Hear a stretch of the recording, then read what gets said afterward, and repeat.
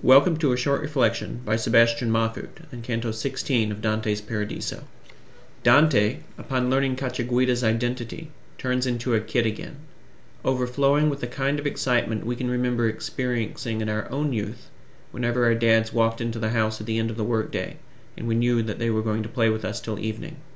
Dante addresses him with the formal you, a fact that makes Beatrice smile at his error, the kind of error for which Virgil corrected Statius. In heaven, there's no need for deferential formalities. What's happening to Dante is that he's swelling with family pride, the kind of pride we'd exhibit were we to learn that one of our ancestors had done something that gives us our own claim to fame. Here, Cacciaguida has just admitted to his knighthood, a status of nobility that doesn't extend across the generations, as Dante explains, unless new cloth is added day by day, meaning that children and grandchildren are called to live up to the noble status, lest it lose its meaning. So enamored is Dante of finding the root of his family tree that he realizes the whole line must be blessed, and as for the identity of Cacciaguida's forefathers, and for the circumstances of Cacciaguida's birth, it's important to note that none of this family pride is sinful. In heaven, I say, Dante makes the point explicitly. In heaven, where all things glory God, the pride that Dante is demonstrating can only be a form of humility, the kind of humility the children showed to Christ when he said in Matthew 19:14, "Let the little children come to me, and do not hinder them, for the kingdom of heaven belongs to such as these." Dante discovers that he's not alone, that he's part of a line that is found worthy in heaven, and that his line is among many other worthy lines. Which brings us to the way in which lines rise and fall. Cacciaguida checks Dante's enthusiasm by telling him to be content with what he's heard concerning Cacciaguida's forefathers, a point Ciardi takes to mean that Cacciaguida is placing a limit on Dante's pride of ancestry. Cacciaguida's own son, after all, is still circling the first cornice of Mount Purgatory for a similar fault.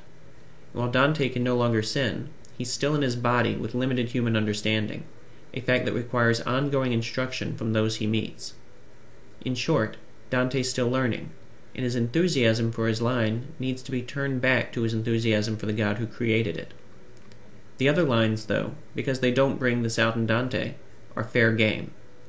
At one point in Florence's history, it was a great place to live. All the blood was pure, and everyone tried to live up to their family names. They realized that within a name was a call to nobility. The very idea that one was part of a great family and had an obligation to keep it great was a check on excess and indulgence.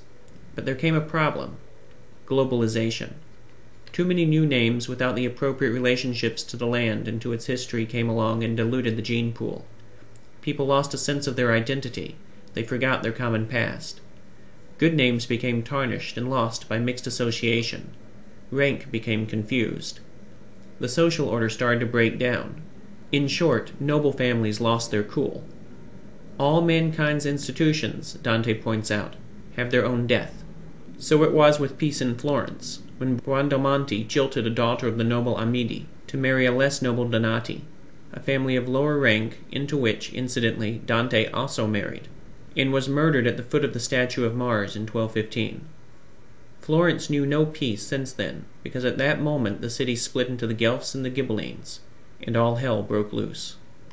A long, long time ago, a family moved from somewhere in France and settled prosperously in East Texas, having fought on its behalf against Santa Anna, and awarded a land grant from the new government, the Texan form of conferring nobility. Whereupon a child was born who married into the Cherokee, merging his fleur-de-lis for an alliance with the Trail of Tears, and forming a new crest in the shape of a pine.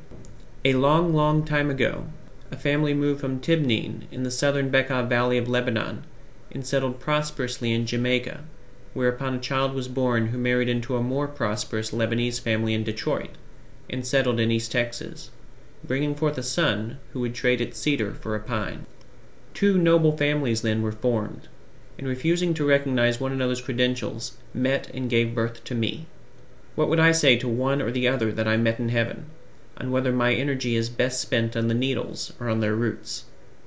All of this is within the act of creation, within which I know I'm allowed to take glory, if through which I remain focused on its creator.